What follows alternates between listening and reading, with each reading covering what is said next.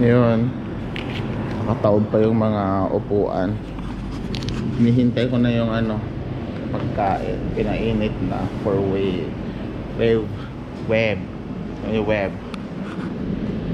Lakas kasi ng tawag nito, hangin. Ano kayang meron?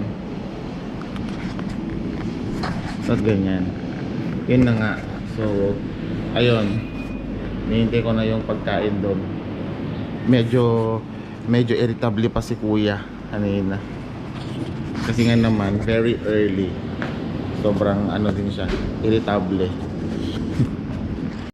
Ayun na. Sobrang early. 7-Eleven for my breakfast. And may mga joggers na sila auntie, nagja-jog na sila. Ito yung itsura nung Pon Papao. Very early in the morning.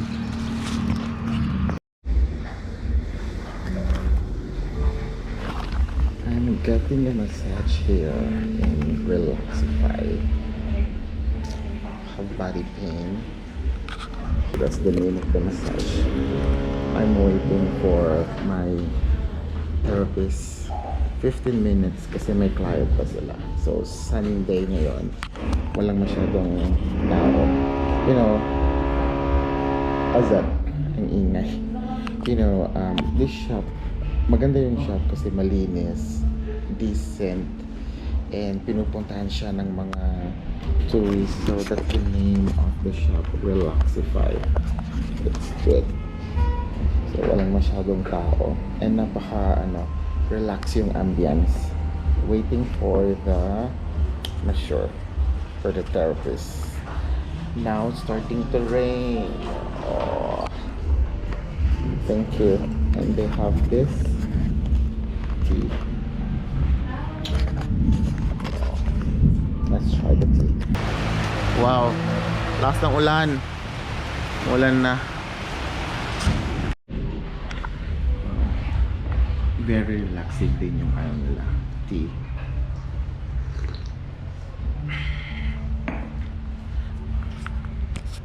Para siyang dahon ng avocado na pinakuluan. Kasi distinct yung taste nung tea. Kasi nung bata ko, usually pag sumasak yung tiyan namin, yung inang namin na matanda, nagpapakulo siya ng avocado leaves. Kasi yun yung pinapainom niya sa akin. So, gumagaling naman ako. And ito nga, it reminds me may inang siya ng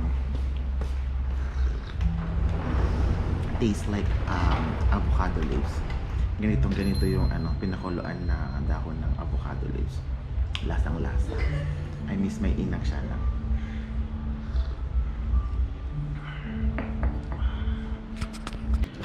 So, I just finished the massage.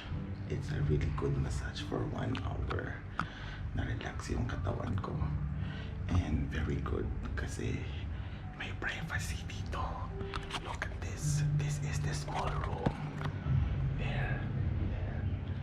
And my fan and with a little accent. Yeah, I'm done for a 1-hour massage. So, I'm here now sa clinic. We're preparing, so I'm ready for a facial treatment. Here we go.